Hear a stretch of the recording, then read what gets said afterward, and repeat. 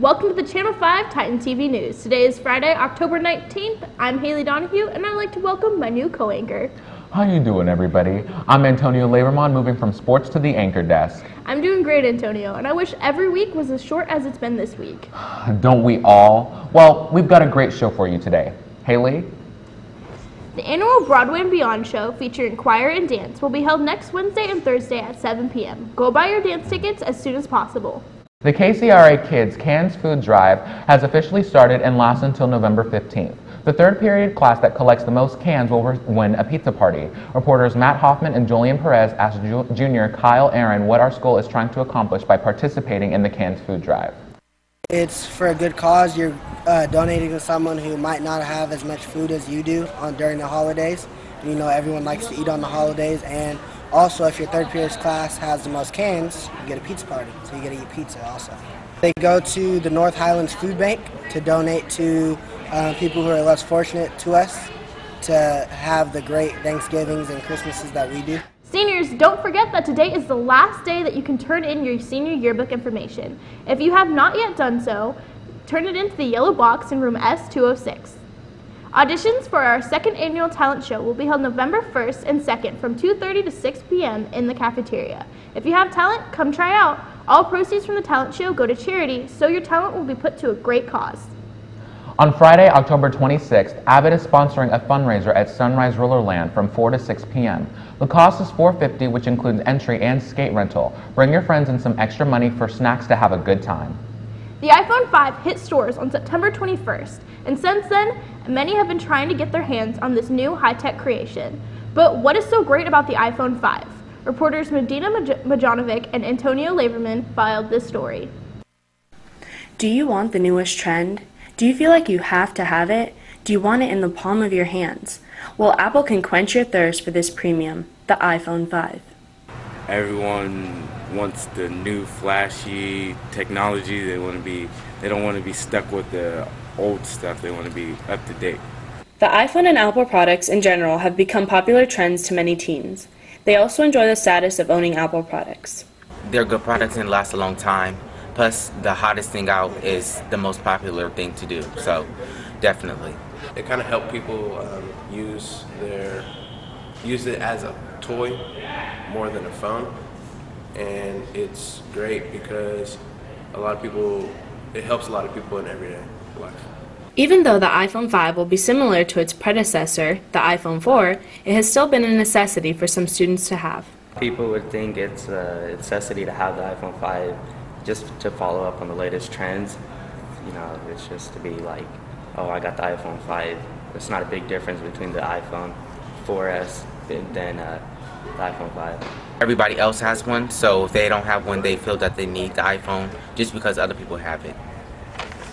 It's because probably everybody wants to get it just because it looks good and it's big and it's easier to use. The iPhone 4 had its advantages with upgrades in technology. Some students think that the iPhone 5's impact will be greater. The social media, the navigation systems, and so much more. People that aren't really used to touchscreen phones can kind of observe easily with the iPhone. Apple itself has had a big impact on this generation. Everywhere you go, everybody almost has an iPhone, any kind of iPhone. In a recent school survey during first period, the results suggest that nearly 15% of 1,773 students already had the iPhone 4 or iPhone 4S. About 10% would upgrade to the iPhone 5, and about 2% already had the iPhone 5 pre-ordered. This is Medina Majanovic signing off for your Channel 5 Titan TV News. October isn't just a month filled with orange celebrating Halloween. On our campus, it's a month to go green. The environmental classes teamed up with the engineer programs to make our lunch waste go to a good use. Haley Donahue and Cameron Ehrman filed this story. When school started, students quickly noticed that the steamed rice turned brown, pizza crust became thinner, and everyone began to throw away their side salad. This was all due to First Lady Michelle Obama's Let's Move to a Healthier Youth initiative. However, instead of just putting this good food to waste, the environmental science class worked with the engineering programs to make a compost system that can benefit our school's garden. We decided, since we have an award-winning beautiful garden, that we needed to support it even better than we've been doing. So we decided to start taking some of the lunch leftovers and compost those, and we'll let it sit for a good 6 to 7 months. And then we'll just take that as it degrades and then put it back into the garden, and it'll make our garden even prettier. Well, for the compost bins, we had to make sure that the barrel was able to turn all the waste to break it down. So we had to make sure we collected all the materials like the barrel and all of the conduit bender to bend all the steel to bring it all together. And just pretty much putting all of the waste in there that you have in the lunch and the trash cans, you could just put it in the compost bin, and it will turn it to where you can put it into the garden, the soil, and it will improve it, and it will allow more plants to grow in it. Just constructing these composts has been a project all in itself. Now, the environmental science classes are trying to find a way to actually get people to use this system of compost instead of just going to the nearest garbage can. Well, right now, all the stuff we throw away is just going on a truck to the landfill, and there it's just taking up space and being wasted. And if we could take some of the compostable materials that we have and put them in the compost bins on campus, then we can use these to fertilize our own gardens, so we don't have to use chemical fertilizers. And we could also eventually, with enough, we could sell it and make a profit for the campus, the garden, the club, the biotech, and the AP Environmental Club. You can put pretty much all of your food scraps from the cafeteria you can put in the compost except for meat, and you can't put bones, and that's pretty much it. Everything else can go into these compost bins. So what we'd like to see is when people are done with their lunch, instead of just throwing it all away, just taking the time to take their salad or their burrito they didn't eat or their fruit and apple cores and just dump them in the compost bins, and we'll take care of the rest. So it's pretty easy on your part, but it makes a big difference for us and the environment. So now, whenever you see these black compost bins sitting around campus, you know what they are and how to use them. This has been reporter Haley Donahue signing off for your Channel 5 Titan TV News. At tonight's football games, cheer and student government are trying to get everyone to wear pink in honor of Breast Cancer Awareness Month. Cheer will continue selling pink t-shirts at the JV game for $7. All proceeds go towards breast cancer research. Remember, real Titans wear pink. Now it's time for this week's Sports Corner with our new sports anchor, Nikki Weil. This is Sports Corner. Good morning, Titans. This is Nikki Weil bringing you this week's Sports Corner. Let's get started. The rebuilding varsity volleyball team had a challenging week, losing their matches to the River City Raiders, the Whitney Wildcats, and the El Camino Eagles. The boys varsity soccer team shared the same bad luck, losing its games against the El Camino Eagles 4-1 on Monday and the Miraloma Matadors 2-1 on Wednesday. Reporters Rodney Evans and Travis Little were at Wednesday's match against the Matadors.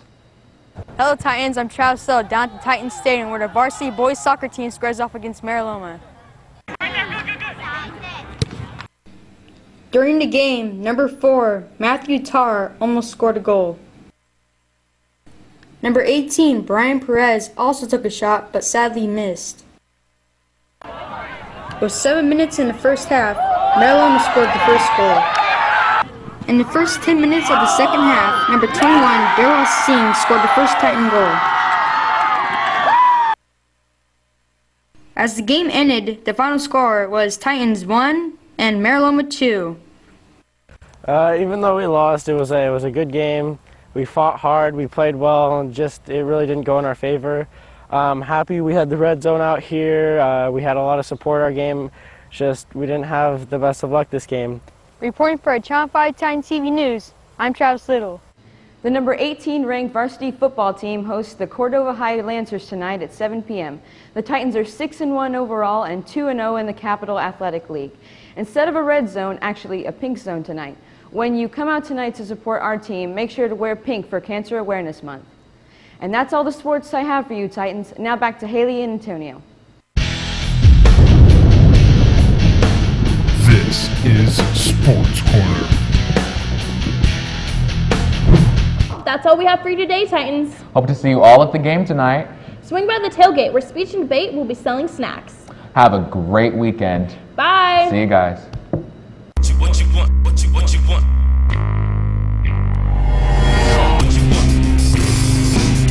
Come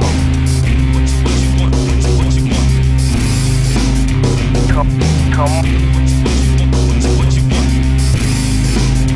Come on.